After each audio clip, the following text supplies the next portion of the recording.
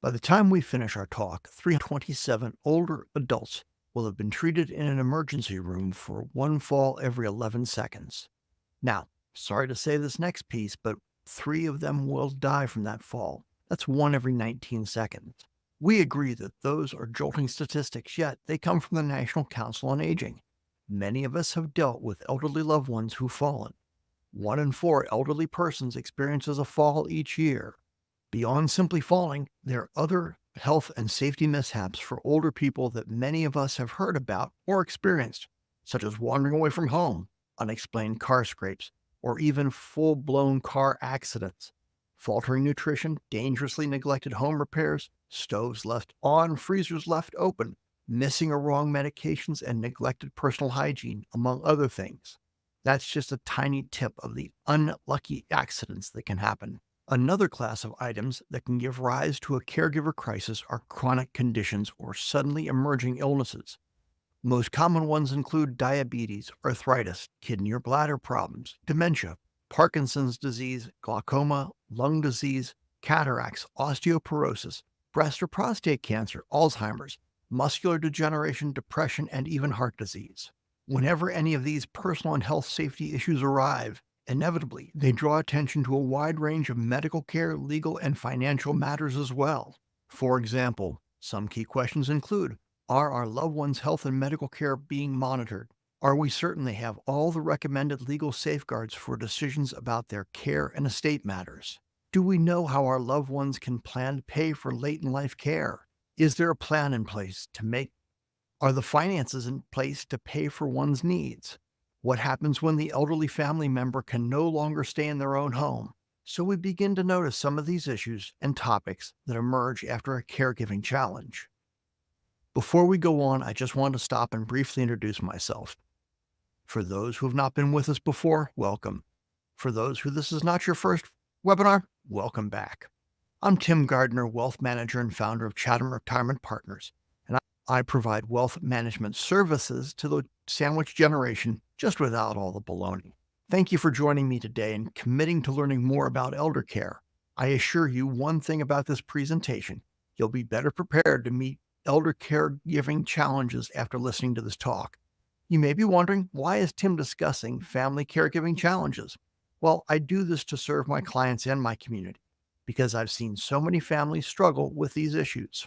Families spanning generations often reach certain stages of equilibrium and happiness, which can last for quite some time. But then something happens, usually to the oldest generation. Caregiving crisis hits and few families know what to do. Stress increases as family harmony and happiness dissipates. Many of my clients are part of the classic sandwich generation. They're putting their kids through college, trying to save for their own retirement, and now they suddenly face new pressures and challenges of taking care of one or more elderly parents. So I'm doing this because I've seen families devastated by the consequences of unplanned caregiving for older family members. Those consequences hit people at all levels: personal, professional, emotional. Sometimes families get torn apart when caregiving challenges become a crisis. When this happens, it does make my job harder.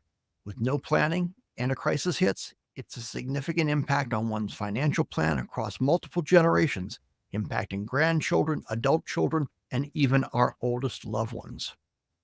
As you'll see, these unhappy events typically raise questions about a family member's personal care, their living situation, medical care and personal finances, as well as legal issues.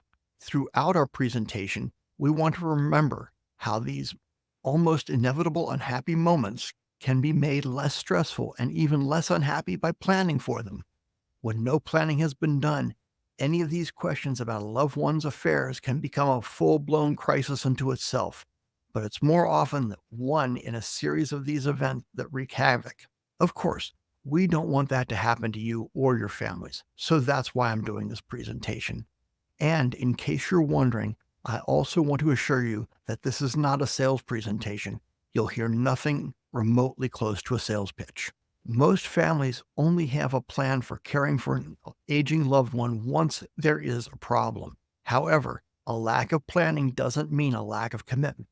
It's always possible to begin a discussion, so let's continue. Most people agree that elder caregiving is challenging, stress-inducing, and complex. Now, can this challenge be effectively met? Can it be solved? And the answer is yes. You need to work with your family member and associated professionals to create a caregiving plan that addresses the personal, medical, legal, and family matters involved in the lives of our elderly loved ones. And we will walk you through this for the remainder of our talk. Naturally, with so many issues swirling around, you may be asking yourself, what should be the first thing we address in trying to unravel and solve this problem? And so here it is, our key number one: ensure your loved ones good continued care with intelligent planning. Okay, so what does that mean? Well, first and foremost, it means you've got to guarantee that right when the crisis hits, even before, as you wonder, oh no, what's happening? The first focus is ensuring that your loved ones are getting the care they need. Gather important information about the care recipient's medical needs and conditions. There are many different questionnaires that you can use to better understand your loved one's needs and challenges. You should also assess your loved one's most significant concerns and priorities. Obtain as much information as possible about the care recipient's medical needs and conditions.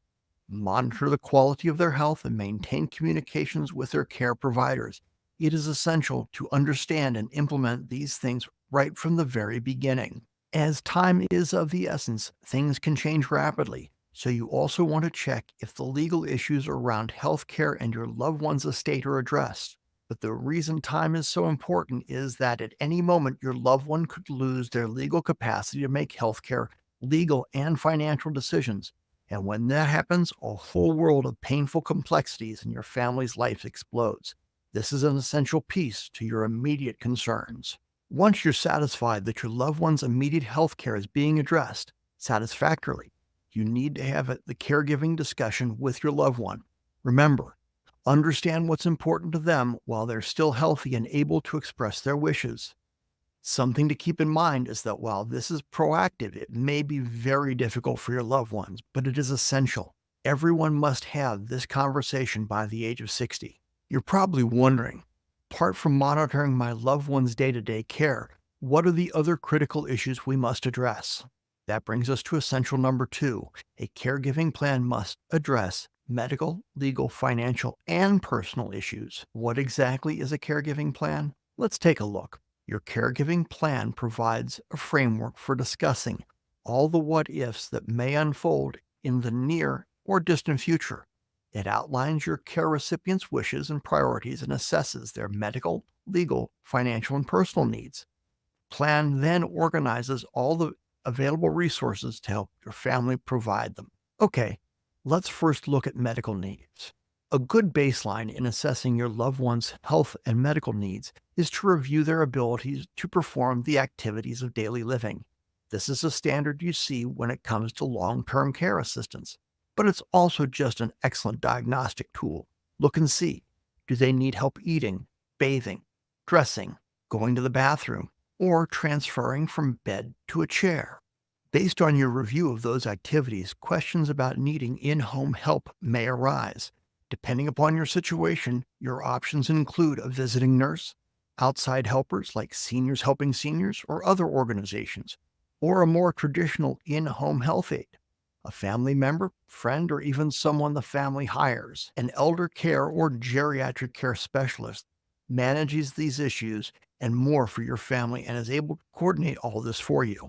As you examine this, one issue will undoubtedly arise: insurance. You want to know what is available to defray the cost of caregiving, which means reviewing what insurance policies your care recipient currently holds. There are many things to consider for this topic, such as health insurance, Medicare, life insurance, and possibly long-term care insurance. Be sure to request an in-force illustration to confirm the premiums, the death benefits, the loans, and the cash values as well. Long-term care insurance will undoubtedly arise, and you may need to pay special attention to it as you review your care recipient's long-term care funding options. Long-term care is needing assistance to handle some of the basic activities of daily living or requiring substantial supervision due to impairment. We reviewed the daily activities before, and you need to decide what will happen when the care recipient cannot handle some of those issues. Is long-term care insurance available? Life insurance with a long-term care rider or other approaches out there to help?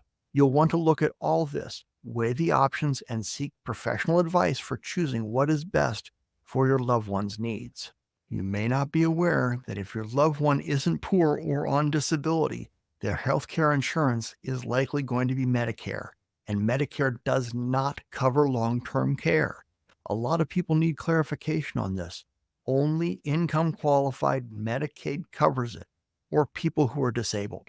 Review all Medicare policies because you need to understand that it's not just one policy, but several separate private and government programs. We've all heard of Medicare Part A, B, and D, the supplements, the Medicare Advantage, and it can get head-spinning. In addition, you need to review how premiums are being paid and get a clear handle on the upcoming renewal dates. This is critical, and you don't want coverage to lapse because you didn't know when something was supposed to be paid. Those are the highlights of what's needed to be addressed for the medical aspects of creating a caregiving plan. Now, let's turn to some legal issues. An excellent place to start is by reviewing and updating critical documents. These include power of attorney, healthcare agent or healthcare directive, a will, and trusts.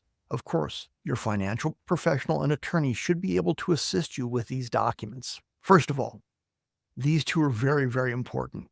The healthcare directive and power of attorney should be considered top priorities. So let's take a closer look at them. A care recipient can designate a healthcare agent as a surrogate or proxy to make medical decisions if, at some point in time, the care recipient cannot make decisions for themselves. The agent can be a close relative, friend, but it should be someone known and trusted by the care recipient. In most states, the agent can make decisions whenever the care recipient loses the ability to make medical decisions about their end-of-life situation. The agent and the care recipient need to discuss values and quality of life issues relating to big decisions about treatment and future medical situations. The care recipient should explain what the agent asks and why he picked them.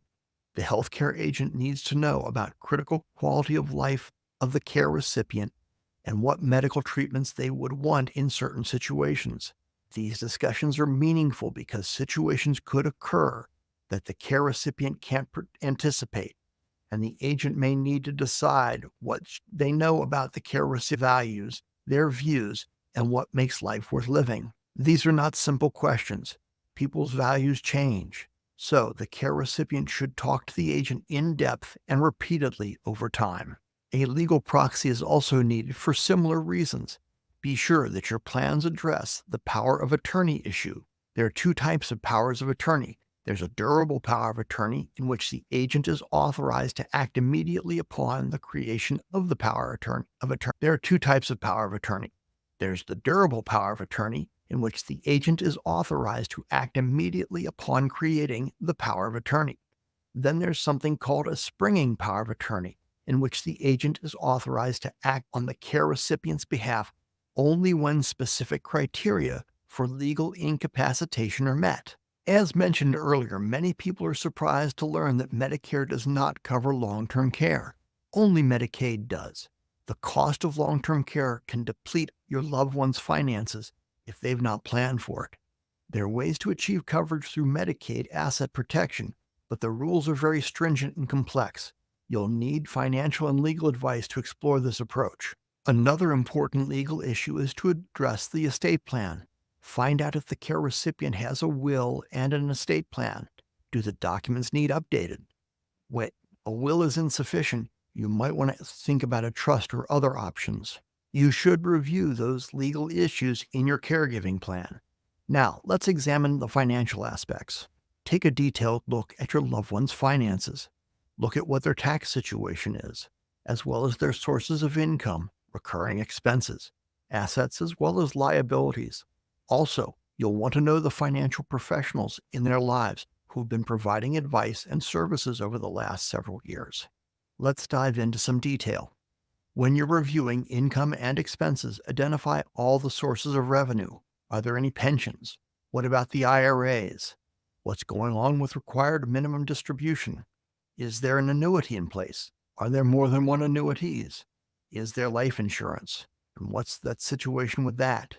What about investments? Is there any rental income? Saving and checking accounts as well.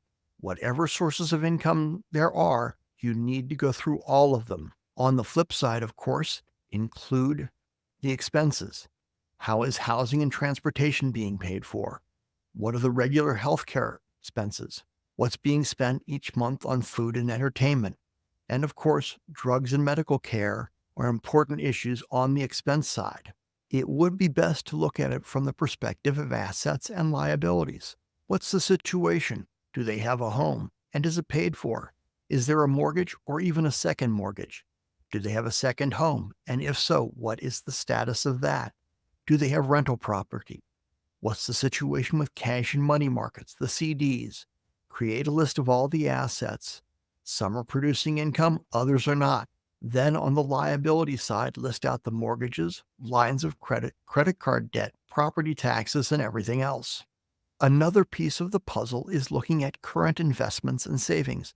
Identify all the savings and investments account the care recipient and your family hold. What is the asset allocation of these investments? Is it appropriate? Does the allocation match the recipient's risk profile at this point? Again, a financial professional can answer your questions and create an investment strategy that you guys can implement. You must also review the titling and beneficiaries on all those accounts. You've got to confirm what is done and done correctly. We've seen so many mistakes made in this area over the years. It's excruciating when somebody passes away and it turns out that the beneficiary on their big account is someone they didn't want the money to go to. We want to confirm that the beneficiaries and the contingent beneficiaries are in place, that they're up to date, and they reflect the care recipient's desires and needs. It would be best to do this for investments, insurance, annuities, and everything else. Again, mistakes are often found too late and can be painful and even embarrassing, and you don't want that to happen. Naturally, as a part of your review, you want to identify the financial professionals involved in your loved one's life. Who is the accountant? Who is the insurance agent? Do they have an estate attorney? Do they have a financial professional? Is there a bank rep involved?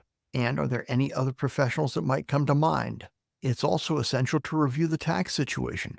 Understand how taxes are paid on income and property and who files them. Quarterly? Annually? Is there any in-home help? Are proper taxes being withheld? Or is this outsourced to another company? If it's somebody you're paying directly, you need to figure out that tax situation. Likewise, you'll also want to inquire about elder employer tax benefits.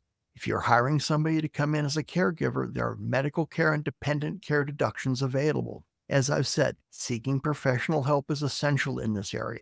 Your financial professional and accountant can be extremely helpful in these situations.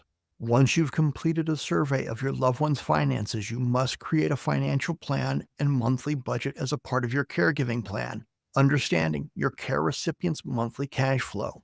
Where is all the money coming from? Where is it going? You also need to ensure that the bills are being paid on time and who's going to be responsible for this. It's essential to continually monitor the spending in bank accounts because money often starts disappearing, going out the door for various reasons. Sometimes it's dementia that's been undiagnosed, or somebody is caught up late at night buying gazillions of things on QVC, or sometimes it's a less than savory situation of financial exploitation. You want to be able to monitor what is happening. That covers the financial piece to some degree, but you also need to address the personal side of things. Look closely at your loved one's personal needs and what living options appeal to them. Everybody wants to stay in their own home for as long as possible. When the end of that road comes and something else needs to happen, what are your other options? Is it moving in with a family member, moving into a retirement facility, or assisted living, or any other option? Ensure that your loved one takes advantage of all the benefits they qualify for. Many families need to be aware of all the benefits available, and AARP is an excellent resource that can help you determine if your loved one qualifies for any additional benefits. Your loved one may also want to write a letter of instruction that goes beyond the will or any other legal document. This letter serves as a reminder to the family of the sentiment behind the loved one's wishes. It has no legal authority, but it's kind of like a final message from your loved one. It's intended to be the last, most up-to-date version of what they want to say and what's important to them, conveying those values that we discussed. The letter of instruction may also address charities they like, such as, please give money to the library. I love the time I spent there. Or other tangible assets like that autograph of Bruce Springsteen that's been hanging on the wall for years. Who's going to get that? There are other things, usually more mundane but still very important, such as usernames and passwords and final arrangement wishes. Animal care is another thing that's usually important to people and often overlooked. And sometimes people want to write their own obituary. This may not be everybody's cup of tea, but you want to be sure that you allow your loved one to deliver a letter of instructions as a part of their final affairs if they decide to do so. Another critical personal issue is to ensure that all the documents we've mentioned are complete and up to date. When you want to ensure that they're all in a safe place so you can easily access them when the time comes, consider a digital vault to store these important documents electronically and securely. Okay, that gets us through the heavy lifting and technical stuff for now. But many of you are probably thinking, wow, all right, that's quite a bit of stress and strain that puts on the rest of my family, especially me. This brings us to key insight number 3. Caregiving always impacts the rest of the family in a big way, and that needs planning too. It needs to be addressed, and it just can't be the unspoken elephant in the room. Let's take a look at some statistics. Becoming a caregiver is likely for almost everyone. The latest AAR survey says that 34.2 million elder caregivers are in the U.S., and that number is only expected to grow as the population ages. According to the Institute of Aging, 75% of all caregivers are female, with an average age of 46. Deciding to become a caregiver is a huge decision, and sometimes it occurs suddenly when something unexpected happens to your loved ones. But remember, you're not alone, and you must recognize that the caregiving plan must address the caregiver's needs as well. When this stuff hits, it's challenging. There are demands on your personal and professional life, loss of income, plus additional expenses, stress at home, and disharmony within the family. And almost inevitably, burnout and other emotional effects hit. This issue needs to be addressed right from the beginning. As I said, it's not an easy task, but caregivers often get caught up in delivering care and feel that this is something that they have to do. This is because this can also cause them to forget about their own needs and wants. Here we see the sad truth that caregivers are susceptible to depression and anxiety. 23% of caregivers have moderate to severe depression, and 33% have mild to severe anxiety. So caregivers must care for themselves, and the entire family must support them. Some of you here are caregivers, and hopefully you know how to stay on top of your health and address your own basic needs by getting plenty of rest and exercise. Feel free to ask for help. Look to join support groups. They're out there, and we can help you find them if you need assistance. Caregivers and families may want to take advantage of services specifically for their situation. This could involve getting a senior care or elder care manager involved. There are visiting nurses, in-home aides, adult daycare, and other services. You must be aware of these services to consider working them into your caregiving plan. There are also organizations and services that help caregivers. Some can organize healthcare information for your family and negotiate bill payments. Others locate and hire nurses and therapists, schedule and attend doctor's appointments, run errands, cook, and offer just simple companionship. There's also help available in the form of technology. Most well-known personal emergency care response services like Life Alert or Great Call, where the care recipient wears a device where they can press a button and get help right away. These have advanced in their abilities and stylishness over the past several years, so I recommend you look at them, even if you think your loved one would never wear one. There are also medication reminders, as medication is critical to well-being. You probably already know Skype or FaceTime or other services that will allow you to check in and say hello to your loved one. Finally, many websites or apps offer digital vaults to store medical information, such as your doctor's lists and prescriptions. Many technologies exist, relieving some of the caregiver's burden. For some of you, the help we've discussed will enable you to preserve your job, which is excellent. Keep working if possible, although of course sometimes it's not. If you're employed, inquire about benefits such as Family Leave Act.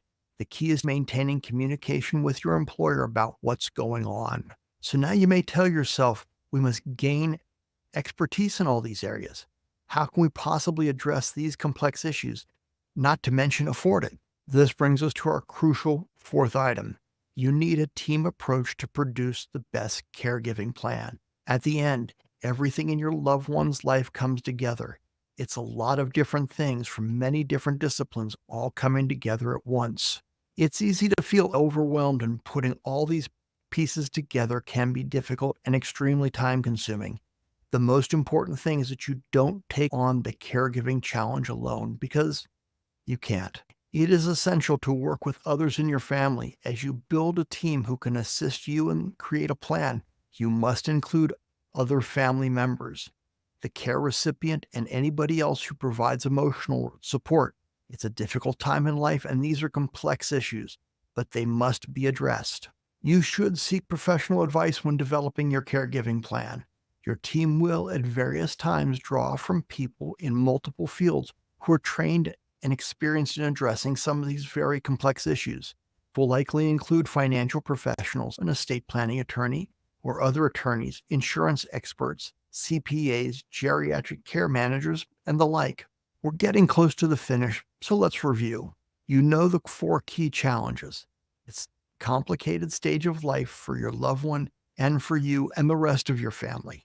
Not planning will increase the challenges and the problems.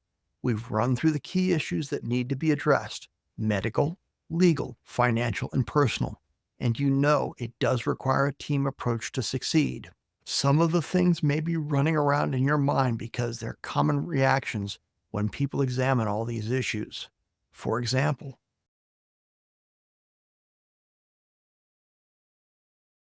these are natural, so don't be concerned. It isn't straightforward, but it can be solved. So let's talk about getting started with that caregiver plan. You can see that this stage of life is highly complicated, and not planning will bring an array of complexity and painful experiences for the whole family. We know we must do all we can to guarantee continued care for our loved ones. Some of them will have long, slow, and relatively safe declines, while others will go rather quickly. Episodes of illness and deterioration. We've got to have a plan in place, the best, most workable plan. We know that one family member often has the burden of overseeing, if not delivering, much of the care. This situation can have a dramatic impact on their personal and professional life. Their role needs to be acknowledged and supported, and a good caregiving plan can help reduce the stress and improve the overall situation. I've briefly introduced you to some of the major topics involved in a caregiving plan, so that painful, costly outcomes for the entire family are avoided. Regarding personal issues, we're here to figure out how your loved ones can stay in their homes as long as possible, and then have a plan when that isn't possible. For medical issues, we need to understand our loved ones' wishes and how their decisions are made and communicated, especially when they no longer can confidently speak for themselves. For legal issues, this means implementing and updating a range of legal documents related to your loved one's estate and legacy so that their wishes are followed, including an easy and efficient transfer of their assets at the proper time. And financial issues, financial planning is needed so our loved ones' finances can be best organized to pay for their safe care for as long as necessary. As I've said, these personal, medical, legal, and financial planning issues will require the participation of professionals on your team from time to time, and these professionals can guide a family to a varying degree. What I've just recapped here must be covered in creating a caregiving plan. It's the comprehensive way all generations can be assured that the care of their loved ones is handled well. I'd like to help you start creating a caregiving plan. This is a complimentary 1-hour service we offer. You can schedule a one-on-one meeting to discuss your family's situation and an overview of the caregiving plan using the link in the comments section below. During that meeting, we'll identify where you and your family stand regarding having the crucial elements of a caregiving plan in place. We'll also develop some next steps for the most vital issues. After that meeting, we can work with you in various ways. We can act as your resource and help you find the right people to assist in developing your caregiving plan. Naturally, we can also help you with critical financial planning and investment advice related to your family situation. We can sometimes lead the caregiving team regardless. When you leave this complimentary caregiving plan overview meeting, we'll send you home with a specific action plan for starting your family's caregiving plan and some valuable resources designed to help you educate yourself and your family about this critical challenge. We want to help you and your family be prepared and organized for this aspect of your life and the lives of your loved ones, so that you and your family can have peace of mind knowing that you've got a complete, well thought out caregiving plan.